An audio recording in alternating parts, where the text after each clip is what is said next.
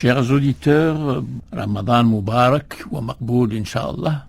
Je vous ai dit dans la causerie précédente combien les confréries religieuses sont importantes dans le paysage politique, religieux et culturel des sociétés musulmanes contemporaines. Il faut que j'aille plus avant dans l'explication de cette importance. Au lendemain des indépendances, les élites nationales qui ont pris le pouvoir se trouvaient devant la difficulté de décider sur quel modèle ils peuvent s'appuyer pour lancer cet État qui a des responsabilités, comme tous les États, vis-à-vis des sociétés qu'il est appelé à gouverner. Faut-il prendre le modèle de l'Union soviétique? À ce moment-là, nous sommes dans les années 50, 60, l'Union soviétique, le mouvement communiste est encore fort et présent justement dans les pays du tiers-monde. Ne l'oublions pas. Par exemple, Abdel Nasser a fait alliance avec Tito et avec Nehru pour créer un mouvement de ce qu'on appelait les non-alignés dans les pays du tiers-monde. C'est-à-dire les pays du tiers-monde qui ne s'alignaient ni sur le modèle de ce qu'on appelait le monde libre, c'est-à-dire l'Occident, l'Europe et l'Amérique, principalement, ni sur l'URSS, qui était un modèle collectiviste, communiste et surtout athée, où l'athéisme est enseigné de façon officielle comme une religion dans le monde communiste. Voilà encore une très grande difficulté devant laquelle se sont trouvés tous les États au lendemain de l'indépendance. Sukarno, par exemple, en Indonésie, a pris un virage, pas totalement communiste, mais qui en est très proche.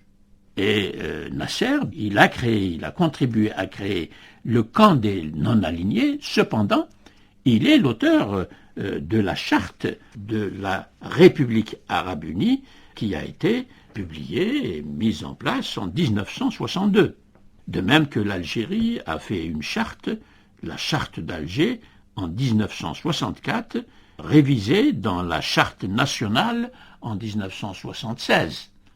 Et dans ces chartes nationales, on ne met pas encore l'accent sur justement la référence à l'islam et à l'héritage juridique musulman. C'est très remarquable. Et on insiste plutôt sur ce qu'on a appelé la révolution socialiste arabe, l'Ishtirakiya. Et ceci va durer pratiquement jusqu'à la mort de Nasser en 1970. Mais déjà, Nasser, après la grande défaite de 1967, a perdu beaucoup de son aura, de son charisme et de son pouvoir. Et pratiquement, c'est à partir de 1967 qu'il y a déjà un affaissement de cette option qui est une option politique majeure, soit pour un État collectiviste et socialiste, soit pour un État qui reste plutôt aligné sur ce qu'on appelait le monde libre, c'est-à-dire les démocraties européennes et américaines.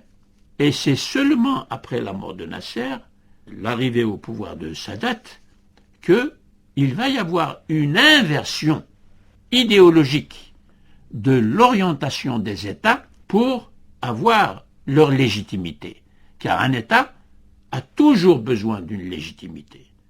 Et qui va lui donner cette légitimité? Il y a deux sources pour la légitimité, c'est-à-dire pour que les citoyens acceptent l'autorité de l'État.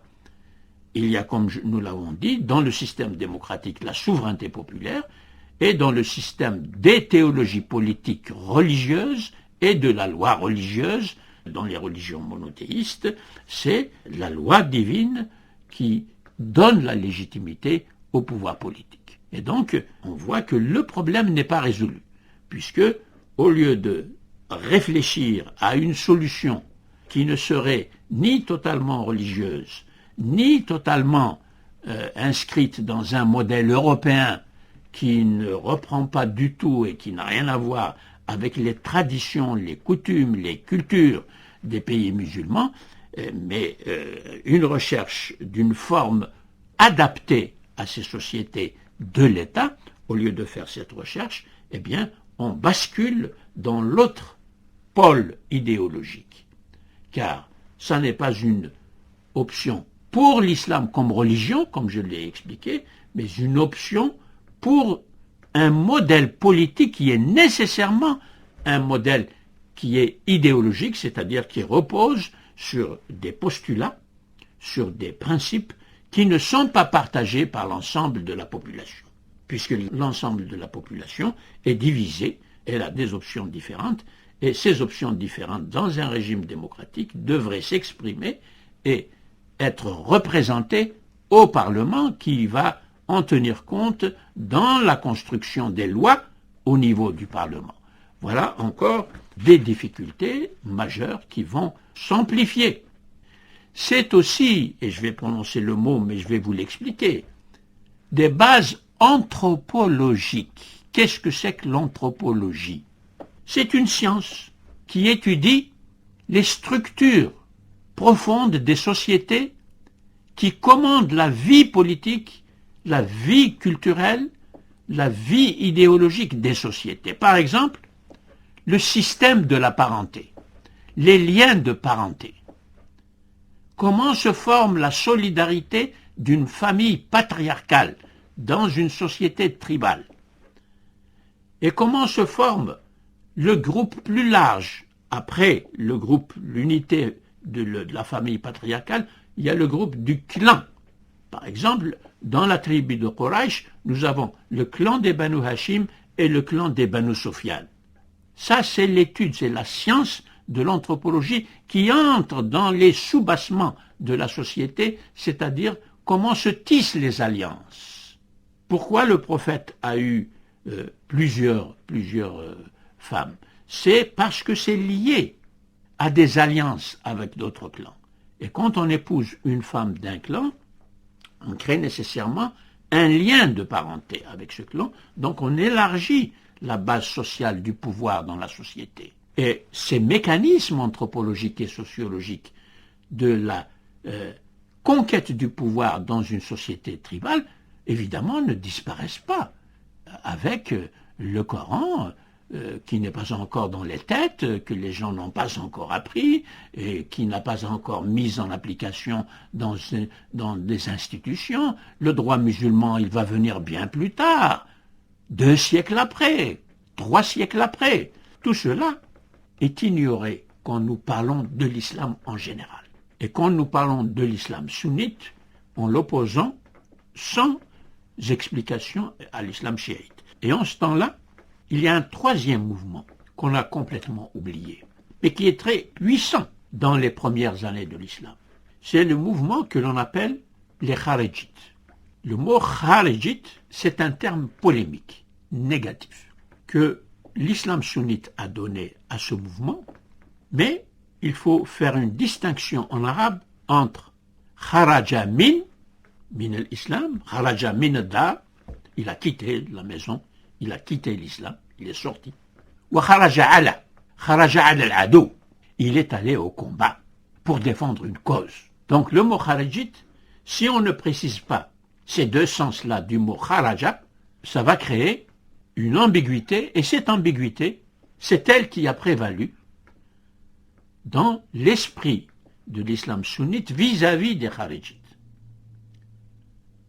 Kharaju min l'islam, alors que kharaju al al-adou.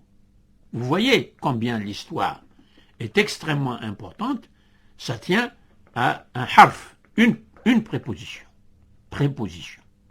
Et donc la situation est très compliquée pour définir tout ceci, pour définir la légitimité de l'État islamique. Le combat va continuer et il ne va jamais s'apaiser.